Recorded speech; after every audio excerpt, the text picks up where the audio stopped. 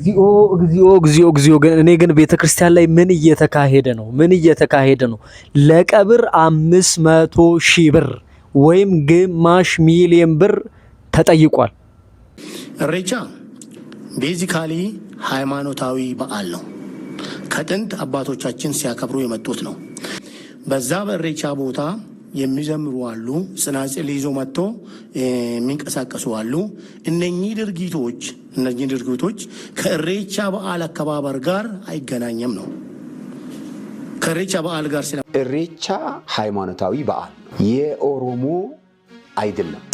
ሰላም ውድ የይሳኮር ቤተሰቦች የጌታ ጸጋና ሰላም የእመቤታችን የቅድስት ድንግል ማርያም አማላጅነት ከሁላችን ጋር ይሁን። ዛሬ እንግዲህ ከስቱዲዮ ውጭ ሆነን በግቢ ውስጥ በነፋሻማ አየር ሆነን ቪዲዮ አጫጭር መረጃዎችን ይዘን ወደ እናንተ መተናል።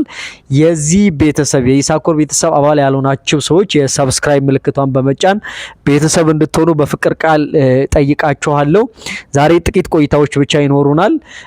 ምርጥ ቪዲዮዎችን ይዤላችሁ ምርጥ መረጃዎችን ስፔሻሊ ከኢሬቻ ጋር ተያይዞ እየተከበረ በኦሮሚያ ክልል እየተከበረ ካለው ከኢሬቻ ጋር ተያይዞ አንዳንድ የደረሱኝ መረጃዎች አሉ። እነሱን አሳያችኋለሁ። ቀጥታ ወደ ቪዲዮ እንሄዳለን። ኢሬቻ ሃይማኖታዊ በዓል የኦሮሞ አይደለም።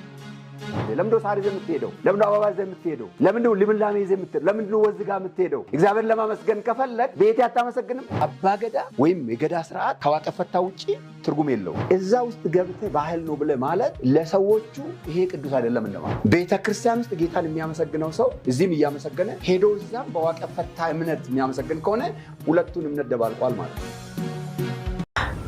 እና እኔ በራሴ እንደ ሐሳቤ በዓሉ የኦሮሞ የዘመን መለወጫ ወይም የምስጋና በዓል ከሆነ እንደ ባህል ማክበር ስላለብን የባህል እኩልነት መቻቻል መከበር ስላለበት ቢከበር ችግር የለውም ባይ ነኝ።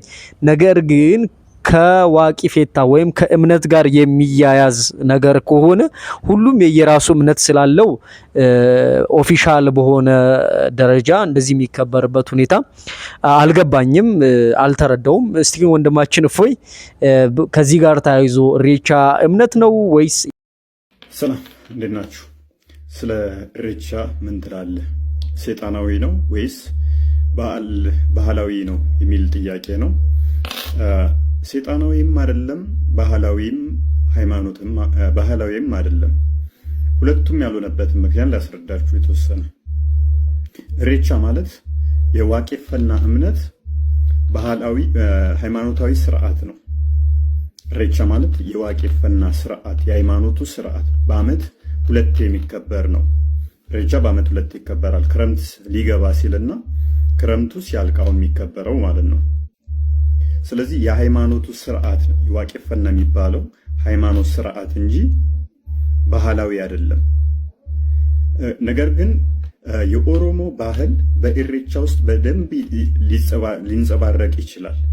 ኢሬቻ ሃይማኖታዊ በዓል የኦሮሞ አይደለም። ለምንድነው ሳር ይዘህ የምትሄደው? ለምንድነው አበባ ይዘህ የምትሄደው? ለምንድነው ልምላሜ ይዘህ የምትሄደው? ለምንድነው ወዝ ጋር የምትሄደው? እግዚአብሔር ለማመስገን ከፈለግ ቤት ያታመሰግንም? አባገዳ ወይም የገዳ ስርዓት ከዋቀፈታ ውጪ ትርጉም የለውም። እዛ ውስጥ ገብተህ ባህል ነው ብለህ ማለት ለሰዎቹ ይሄ ቅዱስ አይደለም እንደማለት። ቤተክርስቲያን ውስጥ ጌታን የሚያመሰግነው ሰው እዚህም እያመሰገነ ሄዶ እዛም በዋቀፈታ እምነት የሚያመሰግን ከሆነ ሁለቱን እምነት ደባልቋል ማለት ነው። እኔ ምንም አልገባኝም። ይሄ እንግዲህ በውስጥ የተላከልኝ መረጃ ነው። መረጃው እንደደረሰ ቀጥታ ወደ እናንተ ወደ ውድ ቤተሰቦች ይዤ መጥቻለሁ። ይሄ እንግዲህ ኢሬቻ በዓል ላይ አንድ እናት እያደረጉ ወይም እየፈጸሙ ያሉት ነገር ነው። እስቲ እዚህ ቪዲዮ ላይ ሐሳብ አስተያየታችሁን እዚህ ላይ ምንም መናገር ስለማልፈልግ ነውና እናንተ ሐሳብ አስተያየት ካላችሁ ሐሳብ አስተያየታችሁን ታች አስቀምጡ።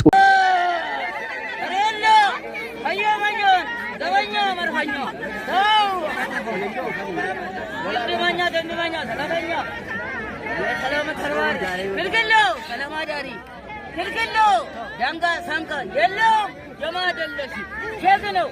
ሰላማ ነው። ሰላማ ገደ አማኝ በረኝ አንድ ቃል ነው። እኛ ጀማደለሽን handicap, good, handicap, selamat, berapa gitu.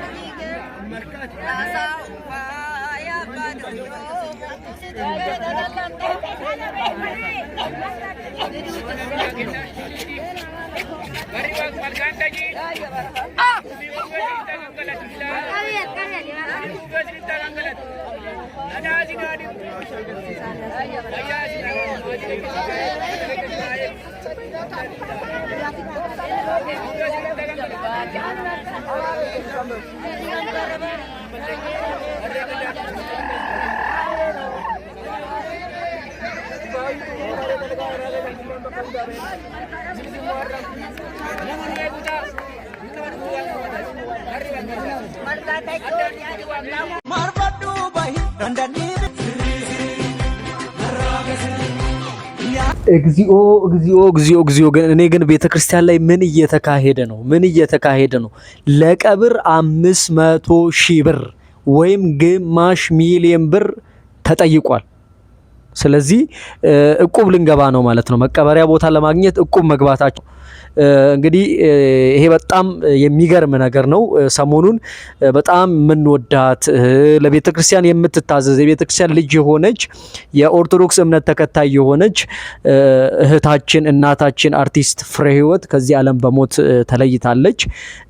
እንግዲህ ለወዳጅ ዘመዶቿ ለቤተሰቦቿ እግዚአብሔር አምላክ አጽናኙን መንፈስ እንዲሰጣቸው እንዲያጽናናቸው በእውነት እንመኛለን። ከዚህ ጋር ተያይዞ እንግዲህ ሰሞኑ በጣም እያነጋገረ ያለ ነገር ተከስቷል ማለት ነው። የእህታችን የአርቲስት ፍሬህይወት ቀብር ለማስቀበር በቅድስት ሥላሴ ጓደኞቿ ጠይቀው ነበርና ለማስቀበር የተጠየቁት ብር 500,000 ብር ሆኗል ማለት ነው። 500,000 ብር ከሌለ ቅድስት ሥላሴ ላይ መቀበር አይቻልም የሚል መልስ ተሰጥቷቸዋል ማለት ነው። ከዚህ ጋር ተያይዞ ግን እኔ በጣም የማዝነው ነገር ምንድነው? ቤተክርስቲያንን የንግድ ቦታ ያደረጋችሁ፣ ቤተክርስቲያንን የጥቅም ቦታ ያደረጋችሁ፣ አማኙ በእምነቱ ላይ እንዲጠራጠር፣ አማኙ በእምነቱ ላይ ተስፋ እንዲቆርጥ የምታደርጉ እባካችሁ የቤተክርስቲያን ሰዎች፣ እባካችሁ የሃይማኖት አመራሮች በእውነት ይሄ የሚያሳዝን ይሄ የሚያሳፍር ድርጊት ነውና በጣም አዝነናል፣ በጣም ከፍቶናል። እንደዚህ አይነት ነገሮችን ስፔሻሊ ሚዲያ ላይ ባንሰማና ባናይ ጥሩ ነው። አንድ ሰው በእምነቱ ጸንቶ ቤተክርስቲያን አስራት በኩራቱን አውጥቶ የሚኖር ከሆነ የቀብር ስፍራው ማረፊያው ናትና ቤተክርስቲያን በነፃ መቀበር አለበትና ስፔሻሊ ሌሎች ቦታዎችም እንደዚህ አይነት በጣም የተጋነኑ ገንዘቦች እየተጠየቁ ነው።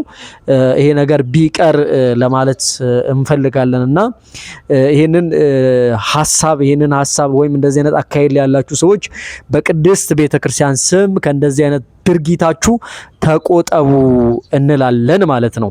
ክብራትና ክብራን ውድ የይሳኮር ቤተሰቦች ለዛሬ የነበረን አጭር ቪዲዮ ይሄንን ይመስላል።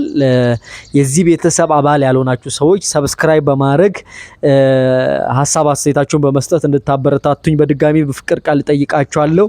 በሌላ መረጃ በሌላ ቪዲዮ እስክንገናኝ የጌታ ጸጋና ሰላም የእመቤታችን ወልጅ አይለያችሁ። ወዳችኋለሁ። መልካም ቆይታ።